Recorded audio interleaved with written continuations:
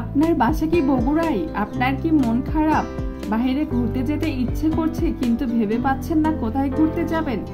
তাহলে আর দেরি না করে আপনার ভাগা মনকে চাঙ্গা করার জন্য চলে আসুন করতা নদীর তীরে এসপি ব্রিজের এখানে। এখানকার প্রাকৃতিক পরিবেশ আর মনোমুগ্ধকর আবহাওয়া আপনার মনটাকে নিমিষেই ফুরফুরে করে দিবে। এই প্রাণহীন করতোয়া নদী আবারও নতুন রূপে তার নিজের প্রাণ ফিরে পেয়েছে, আর সেই সৌন্দর্যই সবাইকে তার নিজের কাছে টানছে। একটা সময় এই করতোয়া নদী ময়লা আবর্জনায় ভরপুর ছিল, যেখানে ঘুরতে যাওয়া তো দূরের কথা, 1 মিনিটের জন্য দাঁড়ানোও যেত না। কিন্তু সেই জায়গাটাই এখন হয়ে উঠেছে বিনোদন কেন্দ্র। শহরের মানুষের কর্মব্যস্ততার ভিড়ে আর ঘরবন্দি জীবনযাপন করতে করতে একটা সময় একঘেয়েমি চলে আসে। তখনই একটু বিনোদনের আশায় এদিক সেদিক ছোটাছুটি করে। সেই ক্ষেত্রে আমার মনে হয় বগুড়াবাসীদের জন্য ঘরের কাছে এত সুন্দর একটা বিনোদন কেন্দ্র গড়ে উঠেছে, যেখানে গেলে এক মুহূর্তে মনটা আনন্দে ভরে ওঠে। নদীর তীরে প্রিয়জনদের সাথে নিয়ে পড়ন্ত বিকেলবেলা হাঁটতে যে কি একটা অনুভূতি, সেটা বলে প্রকাশ করার মতো নয়। এই দৃশ্য যে কারো মনটাকে প্রশান্তি করে দিবে। মন খারাপ থাকলে নদীর তীরে বসে কিছুক্ষণ নদীর দিকে তাকিয়ে থাকলে নিমিষেই মনটা ভালো হয়ে যায়। অনেক কবি আছে যারা নদীর সৌন্দর্যকে নিয়ে কত কবিতাই লিখেছে, কিন্তু আমি তো কবি নই, তাই আমার মনে কোনো কবিতাও আসে না। তবে আমি এই সৌন্দর্য বেশ উপভোগ করছি। মৃত প্রায় করতোয়া নদী আবারও ফিরে এসেছে ভরা যৌবনে, আর এটা সম্ভব হয়েছে পানি উন্নয়ন বোর্ডের প্রচেষ্টায়। বিকেল থেকে এখানে শত শত মানুষ শহরের বিভিন্ন প্রান্ত থেকে আসতে শুরু করে একটু বিনোদনের জন্য। আমি একটু তাড়াতাড়ি এসেছি, তাই এখনো খুব একটা মানুষ দেখতে পাচ্ছি না।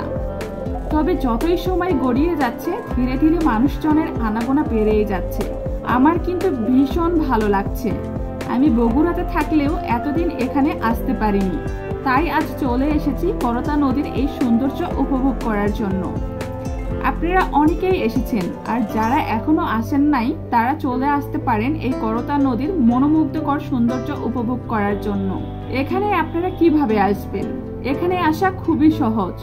বগুড়ার প্রাণকেন্দ্র সাতমাথা থেকে কোনো ব্যাটারি চালিত অটো অথবা রিকশায় চড়ে চলে আসতে পারেন এই জায়গাতে। বগুড়া সাতমাথা থেকে এসপি ব্রিজে আসতে ভাড়া লাগে মাত্র 10 টাকা।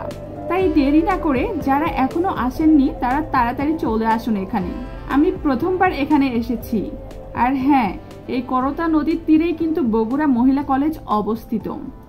বগুড়া মহিলা কলেজের নাম শুনলেও কখনো এভাবে এসে দেখা হয়নি। করতা নদীর তীরে এসপি ব্রিজের এখানে নদীটাকে এমন সুন্দর করে তৈরি করা হয়েছে যে কেউ আসলে তার মন ভালো হয়ে যাবে।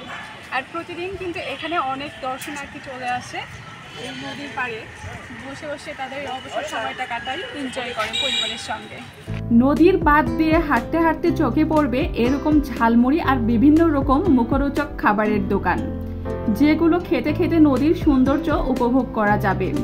করতোয়া নদীর সৌন্দর্য উপভোগ করার পাশাপাশি আমি বগুড়া মহিলা কলেজটাও দেখে নিলাম। এখানে যে সবাই শুধু সৌন্দর্য উপভোগ করার জন্য আসে তা কিন্তু নয়, অনেকে আসে ফটোশুট অথবা ভিডিওগ্রাফি করার জন্য। বর্তমান যুগে সবাই যেহেতু সোশ্যাল মিডিয়ার সাথে যুক্ত, তাই তাদের জন্য এই জায়গাটা হয়ে উঠেছে যেন খোলা স্টুডিও। নদীর এই বাঁধ দিয়ে হাঁটতে আমার কিন্তু বেশ লাগছে। পুরো রাস্তাটাই এভাবে টাইলস করে বাঁধানো আছে, যেটা দেখতে খুবই সুন্দর লাগছে। বাঁধের ওপর দিয়ে হাঁটার পাশাপাশি বাঁধের কিছুটা নিচেও একইভাবে টাইলস করে রাস্তাটা বানানো আছে, আর পুরো বাঁধটাই কনক্রিটের ব্লক দিয়ে বানানো হয়েছে, যেখানে সবুজ ঘাসে আচ্ছাদিত হয়ে আছে। বিকেল গড়ার সাথে সাথে মানুষের আনাগোনাও বেড়ে চলেছে।